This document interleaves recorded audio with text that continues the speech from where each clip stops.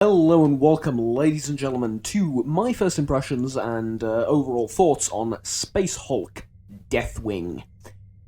A little bit of a controversial game, if I may say so myself. Why? Well, primarily the reason being the vastly different reviews that people have been giving it. Other than that, also the performance issues that people are having on Steam are not exactly terrific, to say the absolute least. Now, I'm going to load into the second mission here and show you off some gameplay as I talk about what my sort of main concerns and problems with the game are, as well as what I believe they've done great. So I guess before we continue, my primary concern here is that people are going to vigorously disagree with me when I say there's anything wrong with this game, as they tend to do. Let me just get this out of the way. I like the game. It's good. It's fun. I'm enjoying my somewhat brief time that I had playing it. Don't know, so let's get that out of the way. I do like the game, but it does have some bugs, some problems, and some things that are a bit questionable in terms of the decision-making and the overall game itself, and we're going to get into those in a bit, as well as the previous two mentioned, the main two issues with the game, on launch at least. I'm going to get into those in the later part of the video, but for now, let's talk about what the game actually is. So, Spacehulk Deathwing is, if it's not blindingly obvious, a game set in the Warhammer 40k universe, where you are a chapter of, well, genetically enhanced, psychic-capable super soldiers put in Terminator armor. What is Terminator armor? Look it up. It's essentially, imagine power armor from Fallout 4, or, just any type of power armor from a different type of, from a different universe, and then make it bigger. And then even bigger than that, and, even more protective and mighty. That is what Terminator armor is, essentially. Now, to help you go about your missions and your various objectives are your squad mates. Right now, this is single-player gameplay, but it also can be played multiplayer, and I, in fact, encourage you to do so. Let us take a look, then, at the previously mentioned Terminator armor. It is fantastic. Overall, graphically, the game is very pleasing. It is gritty just enough. It is dark, like it should be for a Warhammer 40k game. It is really good, aesthetically and graphically, and the far more important, in my opinion, is the entire... how do I put this? Atmosphere of the game, and the entire creepy vibe when you're running, into these sort of either secretive hidden areas or large open empty spaces with, like, sudden noises and sort of shadows moving around the background and stuff like that is fantastic.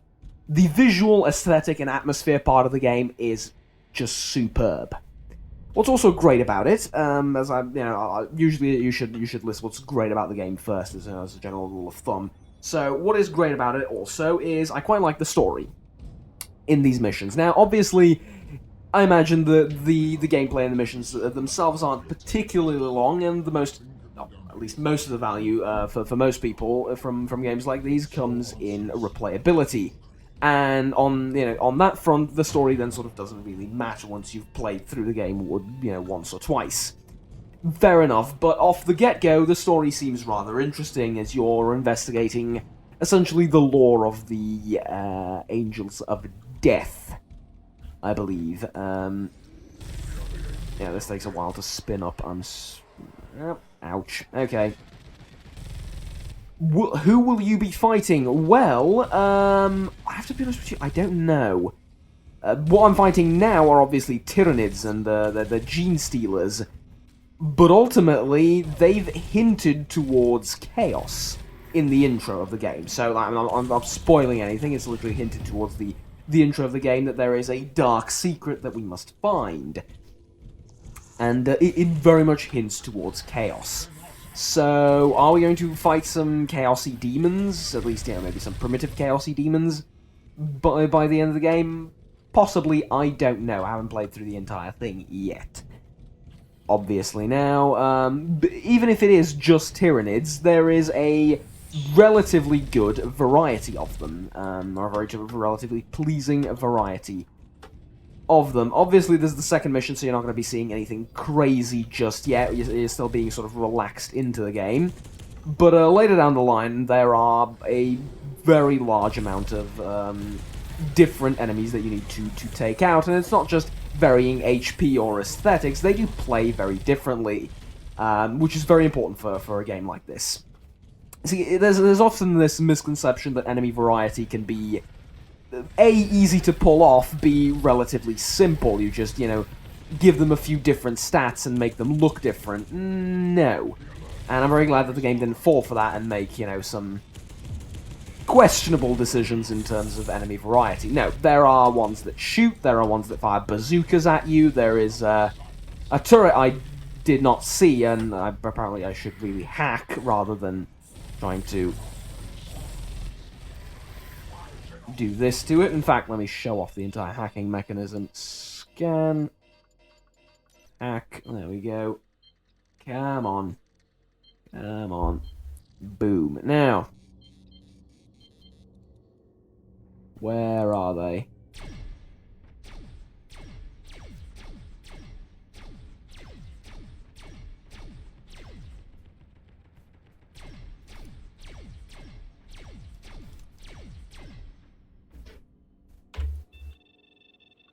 Destroy it. Make sure it doesn't fire on us again. Okay, we good?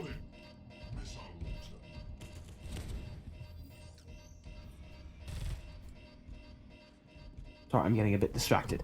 Now, on to the less bright, cheery, and phenomenal performance. Personally, I don't have any problems with it, which is a little bit weird for me. Usually I'm the guy that has all the PC problems, yeah? Especially in games that are not particularly well optimized. But this time, no. This time round, I'm running it at around 60 FPS on everything is turned up to maximum. Now, as was pointed out to me, I do have a fairly high-end rig as of a few months ago. Yes, fair enough. I'm for those of you that don't know, I'm running this on a Intel i7 6700K and a GTX 1060, as well as 16 gigabytes of DDR4 RAM. So that is fairly powerful, but by no means the some sort of NASA supercomputer or whatever. It's but like I said, it is a fairly decent rig. I don't have any problems with it, though medium to low-end computers apparently do have problems running this game. I hope this gets fixed soon. I hope the game gets better optimization soon in the form of a patch or something. I really do. As far as game balance and... sorry, not balance, but game performance and stability, and more specifically what I mean by that. Also, no crashes, no... well, that's not entirely true. I did have a hiccup, shall we say, in the FPS every now and again, but I expect that's sort of, relatively normal and expected. Other than that, as far as performance issues are concerned, personally I didn't have any, but like I said, I did hear about some poor optimization for lower to medium-end rigs. Now, on to more difficultly, or the stuff that can be fixed, but with greater difficulty. Namely, one of my main criticisms of the game, and there's not that many of them. Like I said, I do like it, but I think it could have been better in multiple respects. So on that note, one of my main criticisms is the weapons. Not the lack thereof. There's plenty of different types of weapons, and both melee and ranged, and classes of titans that you can play. Titans? Does this look like a titan? My god, no, not titans, but multiple different types of classes of Terminator, I guess, Terminator controllers or operators that you can... Did I die? Unfortunate. Multiple different classes of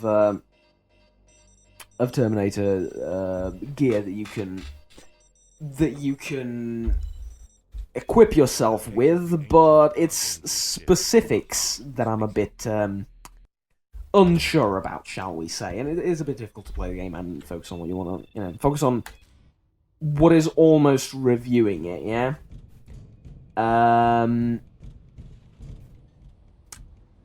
Specifically, bolters are utter shite, yeah?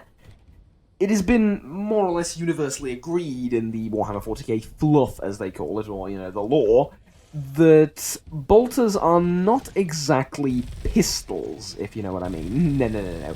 They're not submachine guns either, even though they play exactly like submachine guns in this game. Obviously, most of this has been done for gameplay reasons, but even then, it leaves a little bit of a sour taste in my mouth when all is said and done. What do I mean by this? Well, they act like completely the same as SMGs. Bolters are not SMGs. No. They're more like bazookas that don't explode, essentially. Yeah? Maybe that's overstating things a little bit, but they are incredibly powerful, and a basic goblin or one of these gene stealers that are that isn't ridiculously well armored or particularly large and powerful should be really injured by one of those things. I mean, he should be sent flying across the room if I hit him with one of those things at point blank range. Instead, I need to hit him with like 10 to make him go down, especially on higher difficulty levels. Needless to say, as you might expect, this is a little bit of a problem. What? No, sod off. Also, were you not told to follow me? Come on. Are they not following me? Did I accidentally click the do not follow me button and went on a heroic solo run? If that's the case, I'm well, I'm not the brightest person in the world.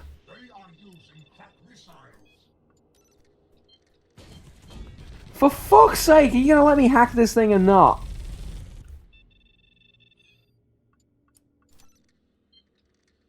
Come on.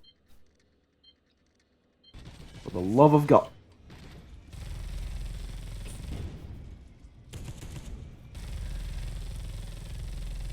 Are we quite done yet? One would assume that after so many bullets they'd get the idea. Oh, they are Tyranids, though. Come on. Thank God. Okay, we may proceed. This thing as well, the autocannon. It's not exactly a minigun. I mean, yes it is. Look at it. Fair enough. It's 6 barrels spinning and all that. Okay. It's a bit more accurate, though, especially if mounted on Terminator armor, and perhaps even more importantly, it's a little bit deadlier. Look at the size of the rounds it fires. It's a very powerful weapon. So overall, the weapons have been a little bit nerfed, in my modest opinion, compared to what they should be lore-wise, simply for gameplay reasons. And whilst I do understand this, like I said, I don't necessarily agree with it too much. Gameplay-wise, however, it doesn't... the fact that some, perhaps... I wouldn't even call it lore accuracy or, sticking to the lore that much, but some, perhaps a little bit more questionable changes that have been made to the weapons do serve the game rather well, though. I think the game would be good even without the nerfs to the weapons and making the enemies less bullet spongy. I do think the game would be good even in that sense, but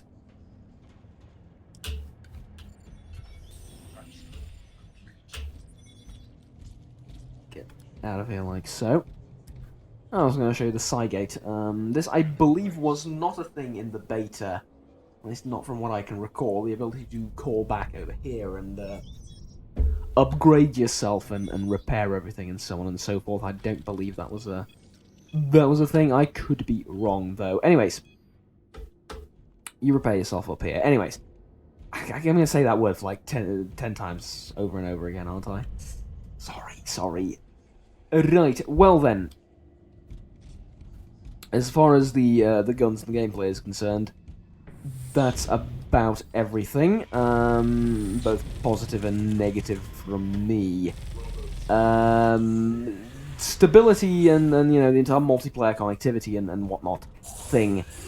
But like I said, a very limited experience, but from talking to other people and from trying it out myself, it is a lot better than it was in the beta, which I guess you expect it to be, obviously, since beta is beta and all that. Or beta, whatever you prefer. It is a lot more stable. You can actually get into games now without crashing your game every 5 minutes and disconnecting every 2 minutes and whatnot. You can actually finish a full-on mission now, which is very useful indeed, and is a welcome fix, obviously.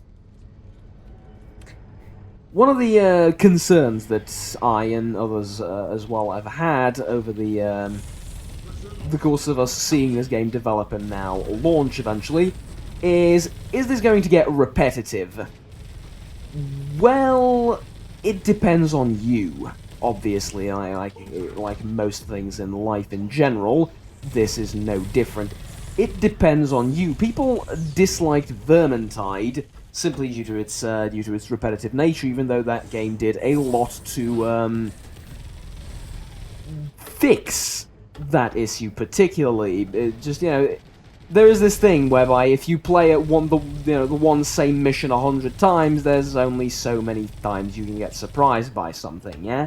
Whether it be in the way the enemies react to you, the difficulty, the specific events within the mission, both story-wise and otherwise, yeah? There's only a set amount of time that something can surprise you, as you might think. So, what I'm arguing is that in its nature, this game is going to be a little bit repetitive. I've talked to a bunch of people that have played it, though, far longer than I have, and they don't seem to have a problem with it. Now, this does come a little bit from the entire mixed response thing, I will admit. Can we destroy those turrets, like, with guns?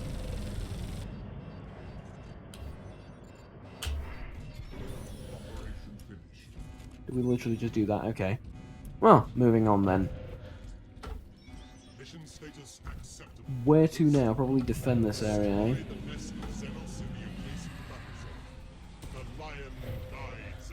Yep. Let her rip. I mean, this is not exactly going to get old, yeah? What I do have a slight concern with and a slight problem with, and it is a little bit early to tell, but mostly basing this off of the footage I've seen and Arch Warhammer, shout out to him by the way, talking about it. In multiplayer, a bit more than in single player, there is a problem. Namely, in its nature, the board game as well as this thing, in its nature is usually done in very confined spaces. There's a more open area, but there's a lot of corridors and tight hallways and stuff like that. Once there's 3 of you there, walking one behind another, oftentimes you're doing this. Now, in single player, as I'll show you, you can actually walk through them, thank God. But you're often going to be trying to fire over this guy's shoulder or something like that, or, you know, just slightly to the left of him in order to be able to get shots in. Now, like I said, this is the very nature of the game, and you'd expect it to be so, but the problem comes from the fact that there isn't a lot of tactics that you need to apply.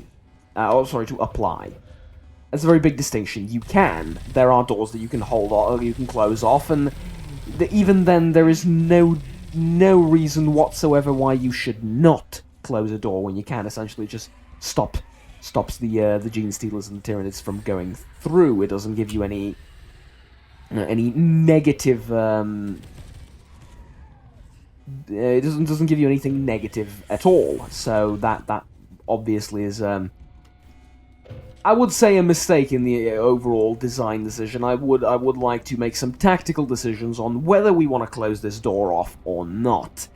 Usually there's not a lot of tactics going on in here, and that's one of the main concerns that Arch had with the game, and I see that here as well.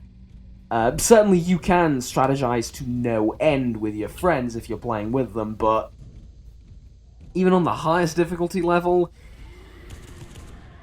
usually just shoot stuff and don't get hit is the golden rule that you apply, and in terms of, you know, strategies and tactics that you have at your disposal, it's not that rich, and it's not that in-depth looking at that entire part and concept. So that could be a little bit of a problem for some people.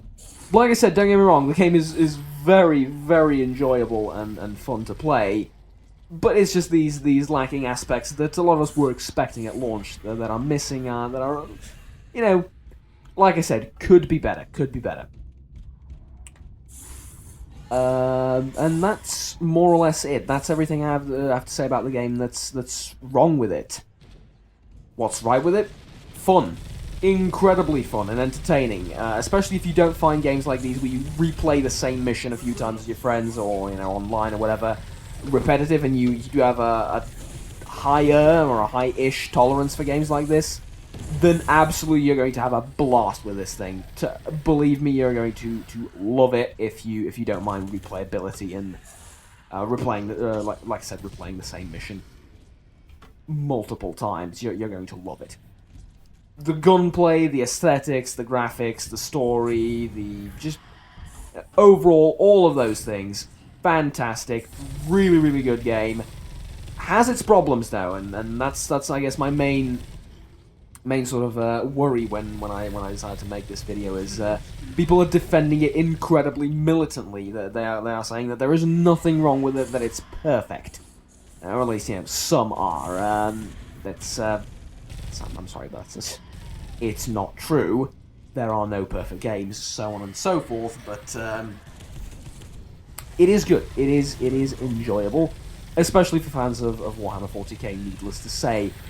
What if you don't know what's going on, though? What if you don't know who the Tyranids are? Well, good for you. You don't really need to. The game will explain a lot of the stuff. Well, not a lot of the stuff, but the game will explain some of the fluff for you. Some of it will remain, though, for you to figure out yourself at one point, should you choose to do so. But not exactly story-intensive, this game, if it isn't obvious from the amount of guts flying all over this entire segment of the ship. There are other things that are more in the focus and in the spotlight, shall we say. Namely that. Anyways, ladies and gentlemen, this is pretty much everything I have to say for this game. Now, for the final verdict. Ultimately, do I recommend it? Ask yourself a question. Do you and how much do you mind replaying the same mission a couple of times, and how much do you mind doing relatively similar missions over and over again? Because that's what this game is. If you think about Left 4 Dead, for example, or again Vermintide, there are different objectives that you need to do, but it essentially comes down to walk from one part of the ship to another, explore the ship, gather Easter eggs, stuff like that, then go back. You know, a little bit of back and forth, doing all these different things, and ultimately beating the level. Like so, and you go from one area into another, obviously. If you really dislike gameplay like that, then I would suggest holding off and maybe picking this game to play with your friends when it's on sale or something like that. But if you don't mind games like Vermintide, The Walking Dead, stuff like that, if you like those games, then this is absolutely for you. If you have friends to play this with, without a hint of a doubt in my mind, this is a great game to just have fun with in all circumstances, whether it's just a weekend of drinking or a working day, something to play in the afternoon or whatever, which is, I'm picking these stereotypically common times that and events that people play these types of games at in co-op. Then absolutely without a hint of a doubt, this is the game for you. If not, then I would suggest waiting for a sale, but I would not suggest missing out on this one. There is a little bit of subjectivity there, mainly because it's Warhammer 40k, and Warhammer 40k is awesome, but, furthermore, it is genuinely a good game that I don't believe you should miss out on if you're a fan of again, this type of content and this genre in general. My name is Juggernaut. I fucked up my own outro. Good. Excellent. My name has been Juggernaut. Please remember to like and subscribe down below if you enjoyed this video. Until next time, the Emperor protects. Take care, and bye-bye.